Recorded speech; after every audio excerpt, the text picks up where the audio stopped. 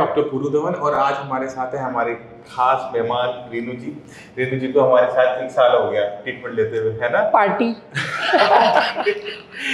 इनको जो दिक्कत रही है वो है एसेंशियल ट्रेमर्स की। अब एसेंशियल ट्रेमर्स क्या होता है इसको थोड़ा सा जान लेते हैं। एसेंशियल ट्रेमर्स में हाथ कांपते हैं, हाथ तो शुरू होता है पर धीरे धीरे गर्दन पूरा शरीर हिलना शुरू हो जाता है। तो वही दिक्कत लेकर आप 1 साल पहले आए थे। हाथ के हिलने से, मेन हाथ हिलने से, ये लेफ्ट हैंड ज्यादा हिलता है पर ठीक है। कब? अच्छा, तो जब ये दिक्कत कब शुरू हुई, कब पता लगा था आपको? 1.5 साल जो पहले एमआरआई कराई थी माइंड की, हाँ, तब उसमें 2 सेल डेड थे। 2 साल डेट से? हाँ। ऐसे नहीं होता बट हाँ ठीक है, जैसे उन्होंने बताया बताया, डॉक्टर ने। हाँ। तो उस टाइम में जब लास्ट ईयर जब आप आए थे तो क्या क्या दिक्कत महसूस कर रहे थे? बस ये मेन हाथ ही हिलते थे, कोई चीज पकड़ने में और लिखने में दिक्कत थी आपको? हाँ जी। तो अब ये जो 1 साल में आपका बीमारी कहीं बढ़ी? बिल्कुल नहीं। क्या क्या आराम मिला आपको? हाथ अब बहुत हिलते तो हैं पर पहले जैसे नहीं हिलते। चाय बना पाते हो? हाँ, चाय बना लेती हूँ। अब चाय आप और चाय पिलाओ। चाय का कप लेने में, प्याली लेने में कोई दिक्कत तो नहीं होती है ना? अब दोनों हाथ से ले लेती हूँ। इसे इस हाथ से पी रही हूँ, अगर हाँ। सोचो इस हाथ से पी नहीं पी पाती। हाँ। नीचे सपोर्ट लगा के सपोर्ट मैं पी पहले लेती ऐसा हूँ। होता था? पहले तो उठता ही नहीं था कप। उठता ही नहीं था? हाँ। और शरीर में कोई बदलाव आपको देखे, ताकत में, एनर्जी में? ये बताएंगे, अंकल जी बताएंगे। हल्का फील हो गया है, Body- बॉडी ठीक है, मतलब ना बढ़ रहा है। और ये जैसे कि आप लोग बताते हैं, जो यूट्यूब पे भी देखा है, वैसे भी ये प्रोग्रेसिव है, हाँ जी। बीमारी है। और हमारे रिलेशन में भी हैं जिनको जो पूरा बेड पे ही हैं। अच्छा, तो प्रोग्रेसिव ना होके, एक तो बड़ी नहीं है हाँ, जैसे, रिवर्स और एक में। रिवर्स में मतलब काफी फर्क है। हाँ। पहले चाय छानने में भी इसको दिक्कत होती थी। हाँ। और पत्ती वगैरह भी सब अब सारे काम खुद कर लेते हो? करना, लोटा रखा और छाना उसमें और ला के दे दिया। बड़ा बर्तन होता है ना, उसमें छन्नी वगैरह डग डग नहीं करती। पहले मैं चले जाता था रसोई में, मैंने कहा भाई चलो मैं ले आता हूँ। हाँ। अब मैं जान के अवॉइड करता हूँ और ये नहीं, ठीक ले है। आते हैं।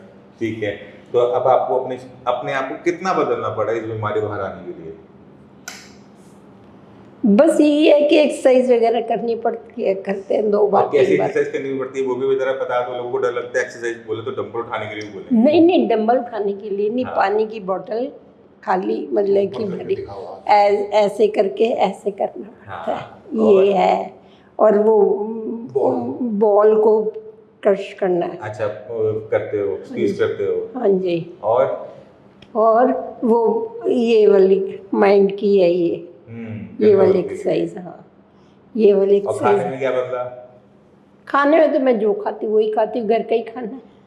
बता दो। फिर प्रोटीन कुछ तो बदलाव किया हमने, करवाया आपका? खट्टा बंद करवाया, भूल गए? खट्टा देखो, मैं घर का खाना बहुत सिंपल खाती हूँ। मुझे मिर्चें मत दो, खाना कैसा भी दो मैं सब खाती बाजार का बिल्कुल नहीं खाते। तो नींबू तो छोड़ा, इमली छोड़ी, हाँ। वो भी नहीं खाते थे पहले? हूँ ना। अचार वचार, चटनी? नहीं, अचार प्याज चटनी मेरे घर में पड़ी है, मैं तो छूती भी नहीं। तो एसेंशियल ट्रेमर में इसे प्रोग्रेसिव डिसऑर्डर माना जाता है, यानी एक बार ये शुरू हो जाए तो ये पूरा बेड पे लेके जाता है। पर अगर हमें इसे हराना होता है तो अपने आप को एक्टिव करना है, ना सिर्फ खाना बदल के, ना सिर्फ एक्सरसाइज को शुरू करके, बल्कि कुछ सपोर्ट हमें अपने ब्रेन के लिए भी लेना पड़ता है, क्योंकि हमारा ब्रेन जो होता है वो बहुत कॉम्प्लेक्स ऑर्गन होता है और ब्रेन को हम कभी भी बदल भी सकते हैं। अगर हम आज चेस खेलना शुरू करेंगे तो 1-2 साल में चेस खेलना सीख जाएंगे, है ना? ठीक है। तो आप अपने ब्रेन को ट्रेन कर सकते हो किसी पर्टिकुलर काम के लिए, किसी भी उम्र के अंदर। ठीक है। तो हम क्या कर रहे हैं, आपके ब्रेन के अंदर न्यूरोप्लास्टिसिटी कर रहे होते हैं। अब जिनको न्यूरोप्लास्टिसिटी के बारे में नहीं पता, मैं उनको समझा देता हूँ। ब्रेन की खुद की अपने आप को डेवलप करने की क्षमता है। ये अपने आप जैसे जैसे ब्रेन डेवलप होता रहता है, वैसे वैसे जो अपने खोए हुए फंक्शंस हैं या जो अपना कंट्रोल है नसों के ऊपर, मांसपेशियों के अंदर ऊपर, वो वापस आना शुरू होता है। और जैसे जैसे कंट्रोल आना शुरू होता है, जो आपके ट्रेमर्स है वो कम होने शुरू हो जाते हैं। ठीक। तो अब आपको क्या चाहिए? अब आपको करना चाहिए कि आप अपनी जो एक्सरसाइज है वो करो, आप थोड़ा सा लोगों से और जाके मिलो, चलो, ठीक है? मैं बेस्ट। अपने फ्रेंड सर्कल, अपना फैमिली सर्कल, उनमें जाके बैठना, हफ्ते में 1 बार कुछ किटियां विटियां डाल दो हमारी तरफ से। तो मैं किटी बिल्कुल नहीं पसंद करती। सेविंग हो जाएगी। नहीं, मैं किटी पसंद नहीं करती। वो तो एक दूसरे घर में एंट्रेंस है। तो आपको मतलब बदलना पड़ता है। मतलब ये हाँ, नहीं, हाँ, रेणु जी नहीं कर रही, बट मैं आप लोगों से ये चाहता हूँ कि आप थोड़ा सोशल होना शुरू करें, क्योंकि जैसे जैसे ये बीमारी बढ़ती है ना, पेशेंट थोड़ा सा डिप्रेशन में जाना शुरू करता है, लोगों से मिलना जुलने का मन नहीं करता। और इस चीज़ को ब्रेक करने के लिए ना आपको घर से निकलना पड़ता है, क्योंकि जो आपको फील हो रहा है ना, वो सारे पेशेंट्स को होता है। लोगों से बात करना बंद, मिलना बंद, क्यों आए हैं, क्या करने आए हैं, ये सारी चीज़ें शुरू हो जाती नहीं, कोई मेरे घर है, मुझे बड़ी खुश होती है कि मैं तो बच गई। मेरा कहने का मतलब वो नहीं था, मेरे कहने का मतलब ये था कि जो पेशेंट होता है उनको ऐसा फील होना शुरू होता है। आप तो ठीक हो गए ना, जो ठीक नहीं हुए उनके लिए हम बात कर रहे हैं। ओके तो ओके, नो प्रॉब्लम। आपको कुछ चीज़ें बदलनी है। अगर आप ये चीज़ें बदल लेते हो कि सोशल एंगेजमेंट शुरू कर देते हो, खाना अपना high protein, high mineral, high vitamin कर लेते हो, एक्सरसाइज करना स्टार्ट करते हो, थोड़ा बहुत जो हमारी हेल्प की जरूरत होती है हम लगा देते हैं, तो आपको वो चेंजेस जो आप चाहते हो अपनी बॉडी में वो दिखने शुरू हो जाते हैं। तो उम्मीद करता हूँ रेणु जी से आपको बहुत कुछ सीखने को मिला होगा कि किस तरह से अपनी लाइफ को घुमाया जाता है, क्या किया जाता है। डॉक्टर साहब को भी बदल दो।